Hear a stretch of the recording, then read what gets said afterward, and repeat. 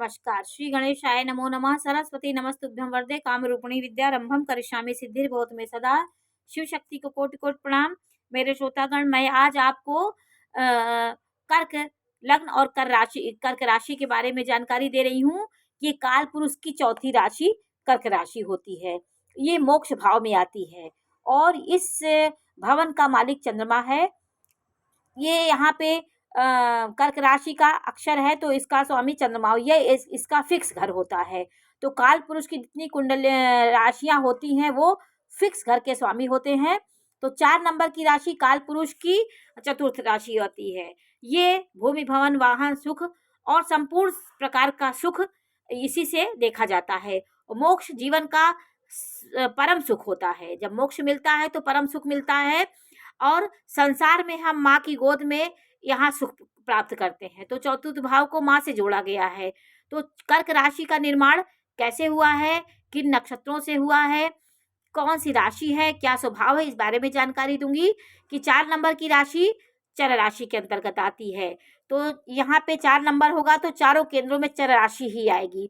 तो चर राशि कौन कौन सी है? 1, 4, 7 और 10। ये राशि चर राशि के अंतर्गत आती है। ये राशि जल चल राशि है और यह देव तत्व में आती है। इसके 2 नक्षत्र देवगढ़ में आते हैं, पुनर्वसु नक्षत्र और पुष्य नक्षत्र, ये देवगढ़ के अंतर्गत आते हैं। और अश्लेखा नक्षत्र ये मूल नक्षत्र के अंतर्गत इसका नक्षत्र आता है। इस नक्षत्र के अक्षर हैं पुनर्वसु के 1 चरण से और पुष्य के 4 चरण और अश्लेखा के 4 चरण से कर्क राशि का निर्माण होता है। पुनर्वसु का पहला लास्ट का चरण इसमें आ जाता है और चारों चरण पुष्य और अश्लेखा के आ जाते हैं। तो 9 चरण से एक राशि का निर्माण होता है। तो ही पुनर्वसु ही होता है, ही अक्षर इसमें आता है। और पुष्य नक्षत्र के हु, हे, ही, ड ये अक्षर पुष्य नक्षत्र के हैं। और अश्लेखा नक्षत्र के डी, डू, डे, डो ये अश्लेखा नक्षत्र ये मूल संज्ञक नक्षत्र होता है। ये नक्षत्रों के स्वभाव भी मैं इसको बताऊंगी। जल चल राशि है और ये व्यक्ति इनके स्वामी चंद्रमा होते हैं। तो ये कोमलता का प्रतीक होता है। ये कोमल राशि है, भावना प्रधान होती है, भावना इसमें जुड़ी होती है। व्यक्ति भावनात्मक हो जाता है और जीवन में उच्च पद पे पहुंचता है। व्यक्ति के प्रेम की औरा इनके अंदर होती है, कोमलता की औरा होती है, प्रेम को लेके चलने वाली राशि होती है और जीवन के सदाचारी व्यक्तियों में ब्राह्मण तत्व होता है। इसमें सहनशील, संतोषी और जीवन में इनके क्षणे रुष्टा सड़े तुष्टा वाली स्थिति होती है। कर्क राशि वाले थोड़े में खुश थोड़े में दुखी हो जाते हैं। तो पुनर्वसु के मैंने आपको पुनर्वसु के बारे में बताया था कि ये एक विद्या अध्ययन से रुचि रखने वाला नक्षत्र है। ऐसे व्यक्ति वेद पाठी होते हैं, ज्ञानी होते हैं, पढ़ने लिखने में तेज होते हैं। इनके चेहरे में एक प्रकार का वो चंद्रमा की शीतलता और सौम्यता देखी जाती है। ऐसे व्यक्ति सबकी भावनाओं को लेके चलते हैं। तो पुनर्वसु नक्षत्र का 1 चरण जब आता है तो यदि आपके नक्षत्रों के से आपके स्वभाव में परिवर्तन आता है। कर्क राशि आपका प्रथम चरण में पुनर्वसु में आपका जन्म हुआ है तो आपके जो गुण होते हैं वो पुनर्वसु नक्षत्र के होंगे। मैंने आपको बताया थी देवता देवतुल्य इसका स्वभाव होता है और उच्च शिखर पे पहुंचने वाले पुनर्वसु होते हैं।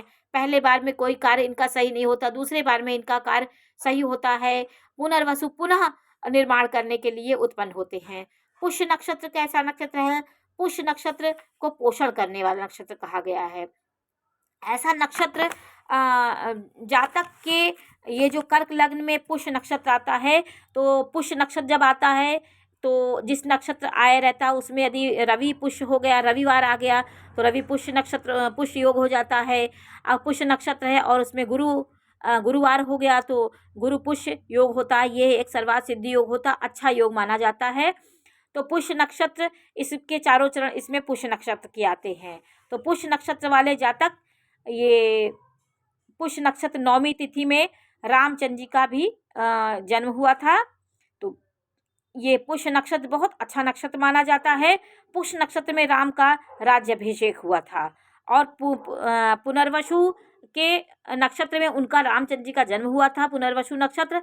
ये पुनर्वसु का लास्ट चरण जो होता है वो कर्क राशि में आ जाता है। तो पहले ही चरण में लास्ट चरण पुनर्वसु के रामचंद्र जी का जन्म हुआ था। तो ये रामचंद्र जी का गुरु पुष्य नक्षत्र में राज्याभिषेक हुआ था रामचंद्र जी का। ये इसमें जन्मे लोग कठिन परिश्रम करने वाले होते हैं, किसी कार्य को बहुत लंबे समय से तक करते हैं, देर से इनको सफलता मिलती है, भावुकता इनके अंदर होती है, इस कारण ये पूरा काम होने से विलंब इनको होता है, भावना में बह जाते हैं। स्वभाव से ये प्रेमी होते हैं, विश्वासी होते हैं, अधिक परिश्रम करने वाले व्यक्ति होते हैं। उस परिश्रम से ये मंजिल पा जाते हैं और ईमानदारी से अपने कार्य को करते हैं। पुष्य नक्षत्र का अर्थ हुआ भरण पोषण करने वाला। ये जातक सबके भरण पोषण करने वाला और सबकी भावनाओं को समझने वाला व्यक्ति होता है। भरण पोषण करने की इनकी जिम्मेदारी इनके होती है। ये किसी को मोहित करने की प्रवृत्ति इनके होती है। ये बहुत जल्दी किसी को खुश कर देते हैं, धार्मिक होते हैं, विद्वान होते हैं, पंडित होते हैं। पुष्य नक्षत्र वाले भाई बहनों से इनको प्रेम होता है, बड़े गुरुओं के प्रति इनका सम्मान बना रहता है। पुष्य का प्रथम चरण में जन्मे जातक जो होते हैं वो भाग्यशाली होते हैं। इनके चारों चरण के स्वामी सूर्य होते हैं। स्त्रियां विश्वासी होती है, दयाशील होती हैं, प्रेमी होती हैं और पोषण करने वाली होती, घर का भरण पोषण करने वाली, सबकी भावनाओं को कदर करके सबका सेवा करने वाली व्यक्ति होती हैं, नारियां होती हैं। पोषण करने वाले शुभ नक्षत्र होते हैं ये। शनि से प्रभाव में आने वाला ये सौभाग्य समृद्धि को वाला नक्षत्र होता है। रवि पुष्य योग बनता है तो व्यक्ति को अर्थ पुष्य इसको व्यक्ति के अर्थ के मामले में जातक अच्छा होता है। पुष्प से भी इसको जोड़ा जाता है क्योंकि जैसे पुष्प होता है जल्दी मुरझा जाता है, जल्दी खिल जाता है, पुष्प की तरह ये कोमल भावनाओं वाले होते हैं और न्याय प्रिय, अनुशासन प्रिय, झूठ का साथ नहीं देते, समय के पाबंद होते हैं, आलस इनको नहीं होता, लक्ष्य की प्राप्ति के लिए ये जान लगा देते हैं और 15 वर्ष की आयु उम्र तक ये परेशानियां इनके प्रारंभिक चरण इनके परेशानियों में गुजरता है। इसके बाद इनके जीवन में एक नया मोड़ आता है। पुष्य नक्षत्र वालों के विवेक इनका अच्छा होता है, सोचने समझने की क्षमता इनमें होती है। भ्रम में नहीं डाल सकती, ये किसी को भ्रम में नहीं डालते और सही बात करते हैं, रूढ़िवादी नहीं होते। शनि की वजह से विवेक को, सहनशीलता इनके अंदर बहुत होती है, ईमानदारी से अपना कार्य करते, निस्वार्थ भाव से कोई कार्य करते हैं। चंद्रमा की वजह से ये चंचल होते हैं क्योंकि कर्क राशि में आता है तो चंचलता इनकी में रहेगी। चंद्रमा की वजह से चंचल और इनके जीवन में चंद्रमा के समान ये घटते बढ़ने वाला इनका नेचर होता है और ये धैर्य की कमी होती है। डर जाते हैं अंदर से, किसी को धोखा नहीं दे पाते, इसलिए अपना कभी कभी ये इनके डिप्रेशन के भी शिकार हो जाते हैं, दुखी भी हो जाते हैं, क्षण में दुखी हो जाते हैं। ये सबका साथ देने वाले जातक होते हैं। बृहस्पति देवता इनके अधिपति होते हैं पुष्य नक्षत्र के। तो अगर पुष्य और बृहस्पति का संयोग हो गया तो गुरु पुष्य योग होता है। ईमानदार होते हैं पुष्य नक्षत्र वाले और इनके 33 वर्ष के बाद इनका भाग्य खुलता है। शनि संघर्ष करवाता है, बहुत दिनों तक आपको संघर्ष करने वाले जातक होते हैं। अब लीडरशिप भी आप निभाने वाले होती है। बृहस्पति की यदि अच्छी स्थिति है, शनि उच्च का है और 10 या 12 नंबर की राशि में है तो जातक अच्छे फल देने वाला यह नक्षत्र हो जाता है। पुष्य नक्षत्र आपका हो और शनि भी आपका अच्छा हो तो यह नक्षत्र आपको बहुत अच्छी सफलता देने वाला व्यक्ति होता है। जातक बड़े मुकाम पे काम करता है और जीवन के न्यायप्रिय और अच्छी सफलता प्राप्त करने वाला व्यक्ति होता है। अश्लेखा नक्षत्र इसके चरण में आता है, ये मूल का नक्षत्र होता है।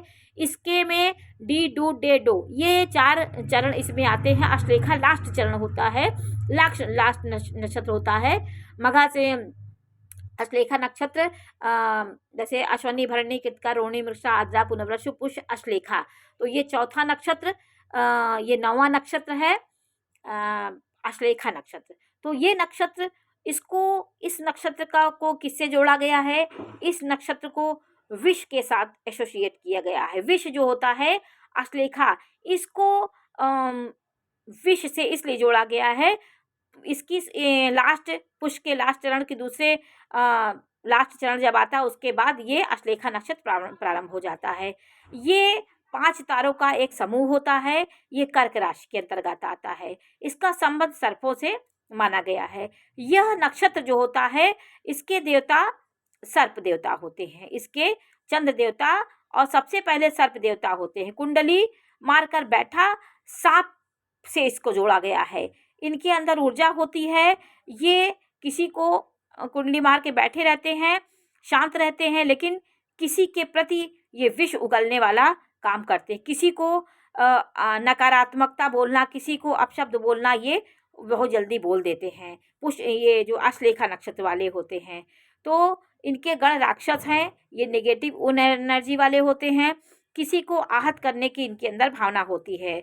तो रावण नहीं होगा तो राम नहीं होगा, इसीलिए यह जातक दुष्ट थोड़ा सा मृच्छ स्वभाव के होते हैं और समय को सबको डंक मारने वाले, और जैसे सांप अपने विष को प्रकट करता है वैसे ये भी अश्लेखा नक्षत्र वाले व्यक्ति किसी को अपशब्द बोलने में पीछे नहीं रहते हैं। ये कभी कभी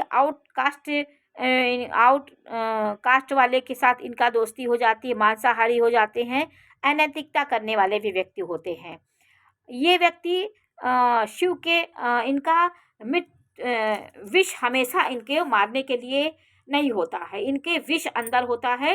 ये किसी को चुपचाप बैठे थे, लेकिन विष कभी ना कभी अच्छा का भी काम करता है, इसलिए विष से इनको जोड़ा गया।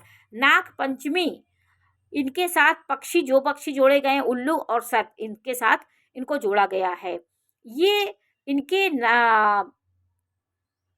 इनके अंक में ये होता है, तो ये थोड़ा सा एक रहस्यमयी व्यक्ति होते हैं। डी डू डे और डू ये अक्षर इनके अंतर्गत आते हैं। चरित्र इनका विजय दिलाने वाला होता, हर समय ये क्रोधी और एक्शन मूड में रहते हैं। लक्ष्मण शत्रुघ्न का जन्म इसी नक्षत्र में हुआ था, तो ये नक्षत्र एक रहस्य लेकर के और समय पे ये प्रहार करने वाला होता है। ये किसी के अंदर झांकने की क्षमता इनके अंदर होती है। ये बिना कारण के किसी से लड़ते नहीं हैं। अच्छा व्यक्तित्व होता, देखने में ये सुंदर नहीं होते, इनके थोड़ा सा चेहरे में एक आकर्षण की कमी होती है, बातूनी होते हैं और नेतागिरी बहुत होती है इनके अंदर। बहुत आगे बढ़ना ये चाहते हैं, पर संघर्ष इनके जीवन में ऊपर होता है। किसी के ऊपर विश्वास नहीं करते ये व्यक्ति, किसी के ऊपर, चाहे इनके ऊपर जितना भी कोई वो हो, तो ये किसी के ऊपर विश्वास नहीं करते, इनका ये नेचर होता है। स्वतंत्रता में ये किसी के साथ हो सकते हैं, किसी के साथ शामिल होकर के अपने काम को ये निकालते हैं। चरित्र इनका अलग होता है, सबसे अलग इनका व्यक्तित्व दिखता है। ये शांत रह के अपना कार्य करते हैं, ये कृतज्ञ नहीं होते, धन्यवाद नहीं करते किसी का। कोई भी कोई कार्य कर दे तो उसको ये एहसान उतना नहीं मानते हैं। तो ये अश्लेखा नक्षत्र के स्वभाव होता है, स्वार्थी होते हैं और व्यसन में कभी कभी ये लिप्त हो जाते हैं। किसी प्रकार का इनको एक व्यसन होता है, चाहे नशे का हो जाए, चाहे किसी चीज़ का इनके व्यसन होता है। तो ये चारों चरण अश्लेखा नक्षत्र के डी डू डे डो इससे आपका है, तो अश्लेखा नक्षत्र की आपके स्वभाव में इस प्रकार के बातें आएंगी। आपके जीवन में, इनके जीवन में अश्लेखा नक्षत्र के जो व्यक्ति होते हैं वो अंतर्मुखी नेचर के होते हैं। तो अंतर्मुखी होते हैं, तो ये नक्षत्रों से इनका जन्म हुआ है। तो रहस्यमयी होते हैं और कायर भी, डरपोक भी हो जाते हैं। सर्पों के जैसे भ्रम होता है तो इनके अंदर भ्रमित रहते हैं, विलक्षण गोपनीय होते हैं। तो ये चंद्रमा के नक्षत्र में ये सब नक्षत्र आते हैं। तो ये मैंने आपको थोड़ा सा नक्षत्रों के बारे में जानकारी दी है। जानकारी आपको कैसी लगी है मैं अवश्य बताइए। चैनल लाइक करिए, सब्सक्राइब करिए। मैं इसी प्रकार की जानकारी देती रहूँगी। नमस्कार।